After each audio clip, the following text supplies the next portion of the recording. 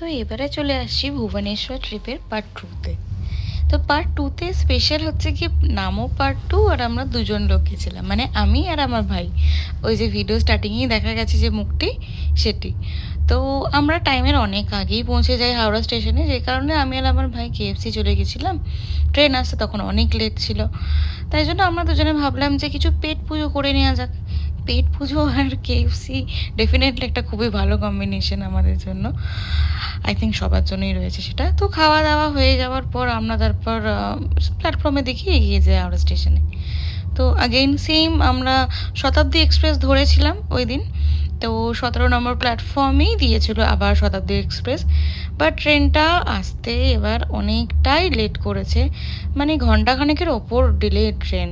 তো ওয়েট করছিলাম অনেকক্ষণ ধরে। আমি জানি না এখনকার এই ট্রেন লেটটা মানে খুবই একটা প্রবলেমেটিক হয়ে দাঁড়িয়েছে আমাদের সবার জন্য, যারা ট্রেনে যাতায়াত করেন।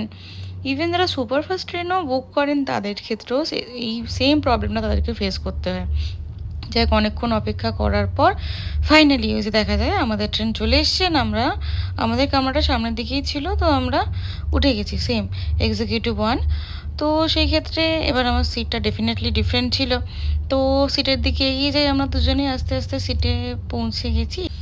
অ্যান্ড আমরা আমাদের লাগেজ সব রেখে দিয়েছি, ব্যাগপত্র সব রেখে আমরা এবার আস্তে আস্তে সিটের দিকে এগিয়ে গিয়ে বসে গেছি। তো এই যে দেখা যাচ্ছে মোটামুটি কামরা ভরে গেছে প্যাসেঞ্জারে। এই যে আমরা দুজন, আমরা খুবই এক্সাইটেড, কারণ আমাদের এবারে ট্রিপটা ভুবনেশ্বর ছাড়া আরও জায়গায়।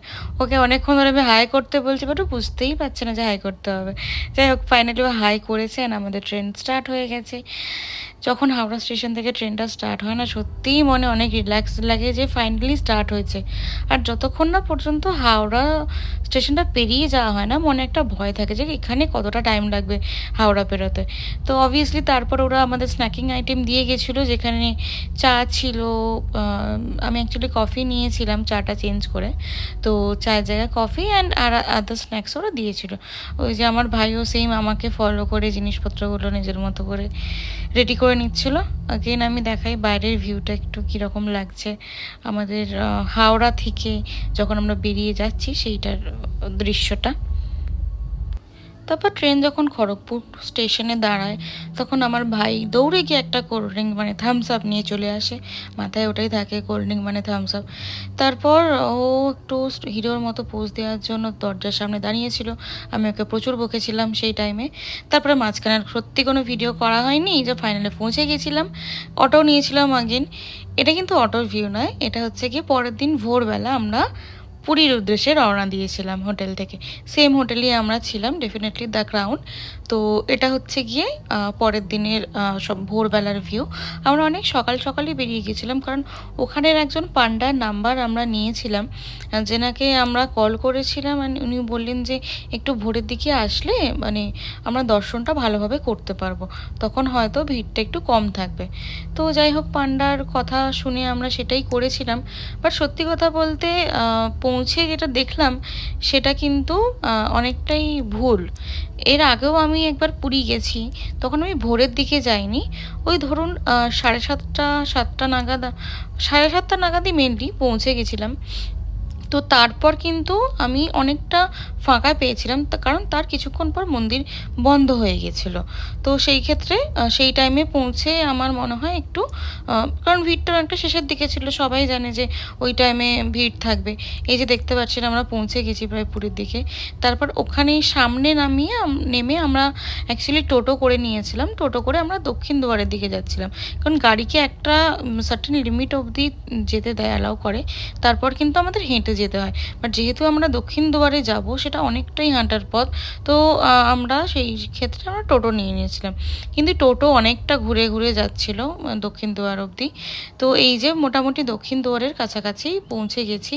তো যেটা বলছিলাম আমি আগেও, যে আমার মনে হয়, আমার পার্সোনাল এক্সপিরিয়েন্স থেকে বলছি, ওই 7:30 মানে যখন গেটটা বন্ধ হবে মন্দিরের, সেই টাইমটাতে আমরা যদি পৌঁছে যাই মানে পুরীর মন্দিরে, তো সেই ক্ষেত্রে আমার মনে হয় ভিড়টা অনেকটা অনেকটা কম থাকে অ্যান্ড আমরা হ্যাসেল ফ্রিভাবেই মোটামুটি দর্শন করতে পারি।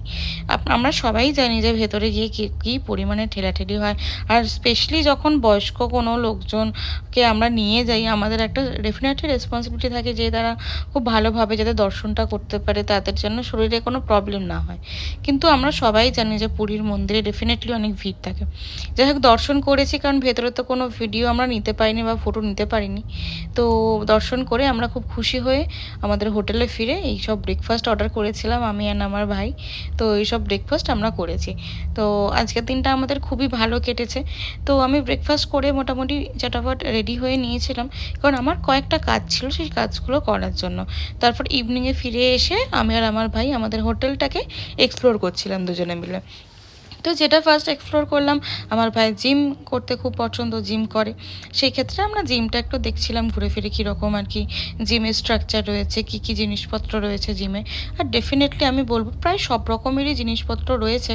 এই যে আমার ভাই একটু হাত পা ঘুরিয়ে দেখে নিচ্ছিলো, ফ্রি হ্যান্ডস করছিল। তারপর জিম থেকে বেরিয়ে আমরা দেখলাম আমাদের হোটেলের সামনে খুবই সুন্দর একটা সুইমিং পুল রয়েছে, অ্যান্ড তার চারপাশের ভিউটাও খুবই সুন্দর। আমি আপনাদের সবাইকে দেখিয়ে দিচ্ছি। এত সুন্দর মানে একটা পরিবেশ ওই টাইমে, মানে হোটেলে তখন কিন্তু ডেফিনেটলি অনেক গরম ছিল, বাট স্টিল আমাদের মনে হচ্ছিলো ওখানেই বসে থাকি।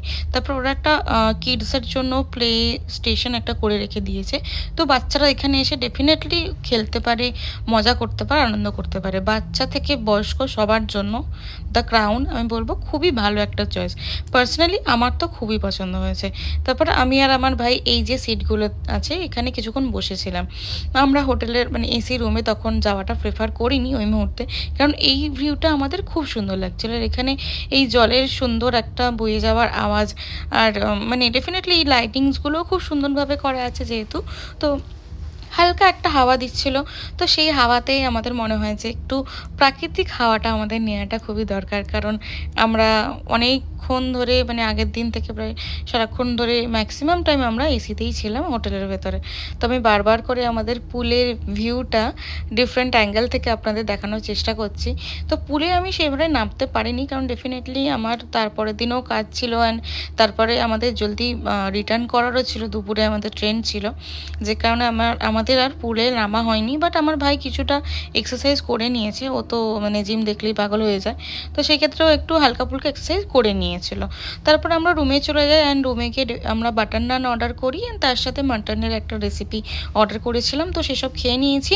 এবার ডিরেক্টলি চলে গেছি পরের দিনে যখন আমাদের ফেরার পালা। আমরা ট্রেন বুক করে নিয়েছিলাম, এটা হচ্ছে আমাদের কামরা, first class AC, and definitely আমরা কুপ পেয়েছিলাম, যেহেতু আমি আর আমার ভাই ট্রাভেল করছি আমরা কুপই বুক করেছিলাম। এরপর আমাদের আর কোনো ভিডিও নেওয়া হয়নি সত্যি এই জার্নির। তো এই জার্নিটা এখানে আমি শেষ করছি। ভুবনেশ্বর ট্রাভেলের পার্ট 3 আবারও আসবে, যেখানে আমি আরও অনেক কিছু ইন্টারেস্টিং জিনিসপত্র আপনাদের সবাইকে দেখাতে পারবো। এখনকার জন্য thank you so much, bye by.